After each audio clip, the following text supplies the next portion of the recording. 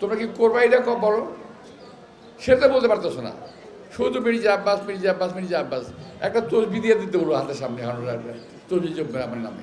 আমি শুধু ঢাকা নয়, আমি মন্ত্রী হিসেবে সারা বাংলাদেশের জনগণের কল্যাণের জন্য কাজ করেছি। আমি আমার কথা বলছি এটা। আমি এখন যদি ওরা এর চেয়ে আমার চেয়ে ভালো কিছু করতে পারবে বলে আপনাদের মনে হয়, যারা আসতেছে ভোট দেবেন, অসুবিধা নেই। কারণ এই ভোটের অধিকারের জন্য যুদ্ধ করেছি। আমার সার্থকতা সেখানে যে আমাকে ভোট দিক বা না দিক, আমি যে যুদ্ধ করেছি, যুদ্ধ করে ভোটের অধিকার আদায় করেছি, সেটা তো সার্থক হলো। ভোটটা তো আমরা দিতে পারলো, এটাই হলো আমার সার্থকতা, আমার শান্তি এখানেই। আজকে এই ভোট নিয়ে বহু লোক আসবে, সবাইকে স্বাগত জানাই। কিন্তু দয়া করে আমি বলবো, মিথ্যাচার বন্ধ করেন।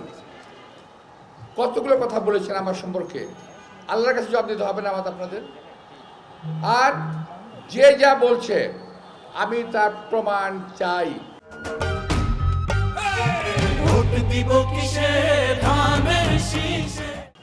যে অন্তত একটা লোক দাঁড়িয়ে বলুক যে মির্জা আব্বাস সাহেব এই অপকর্মটা করেছে। সিম্পলি ইম্পসিবল, এটা সম্ভব না। কারণ করার প্রয়োজনই পড়ে নেই। আমার কোন কারণে করতে যাব? কোনো অন্যায় অপরাধ কেন করতে যাব আমি? আমাকে মানুষ ভোট দিয়েছে মানুষের কাজ করার জন্য, আমি মানুষের জন্য কাজ করার চেষ্টা করছি, করব। সেই কথা বলতে হয় মানুষকে। তোমরা গিয়েই শুরু করো, বিসমিল্লাহ বলো না, শুরু করো মির্জা আব্বাসকে দিয়ে। তাতে অবশ্য আমার একটা লাভ হচ্ছে, যারা আমাকে যারা আমাকে চিনত না তারা আমাকে এখন চেনে, এটা আমার লাভ হচ্ছে। অনেক বাচ্চা ছেলেরা আছে না, নিউ জেনারেশন আছে না, পুরনো আমাকে চেনে, নতুন তো চেনে না।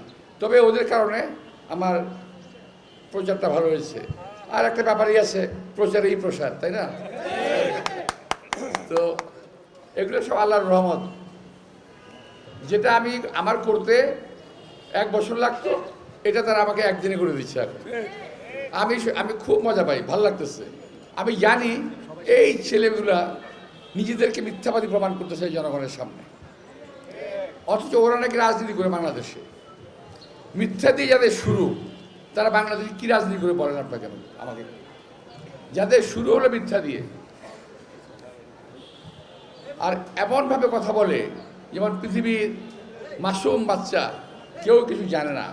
ওরা যা বলবে এই দেশের জনগণ তাই বিশ্বাস করবে। আমি বলতে চাই, এই দেশের জনগণ অনেক ফাঁকিবাজি দেখেছে। এখন আপনাদের এই ফাঁকিযোগী কথায় এই দেশের জনগণ বিশ্বাস করে না। আপনারা বলেন ওই মির্জা আব্বাস সেটা, মির্জা আব্বাস সেটা, বিএনপি এটা করে না, সেটা করে নাই। আরে বাবা, তোমরা কি করছো এটা কও, তোমরা কি করবা এটা বলো, সেটা বলতে পারতেছো না। শুধু মির্জা আব্বাস মির্জা আব্বাস মির্জা আব্বাস, একটা তসবি দিয়ে দিতে বলো হাতের সামনে, তসবি জমবে আমার নামে, তসবি দিতে হবে ওদেরকে। আপনারা কিন্তু খুব সকাল সকাল ভোট দিতে যাবেন। আমি বলবো না যে নামাজ পড়েই চলে যান, কিন্তু যান, ভোটটা দিয়ে আসবেন। যেই ভোটের জন্য আমরা 17 বছর কষ্ট করেছি, সেই ভোটের জন্য কি আমরা 17 মিনিট কিংবা 17 ঘন্টা অপেক্ষা করতে পারবো না? যদি প্রয়োজন হয়, পোলিং সেন্টার থেকে ভোটের রেজাল্ট ঘোষণা হওয়ার আগ পর্যন্ত ভোট দিয়ে আমরা ওখানে অবস্থান নেব অবশ্যই। কিন্তু ভোট গুনে বলে যেতে হবে কে কত ভোট পেয়েছে। 3 দিন পরে ভোটের রেজাল্ট জানাবেন, ওই রেজাল্টটা আমাদের প্রয়োজন নাই। তাহলে আমরা বুঝেই নেব যে আপনারা সঠিক রেজাল্ট দেবেন না। তো তাই আপনাদের অনুরোধ জানাবো, ভোট দেন, নিজের অধিকার প্রয়োগ করেন।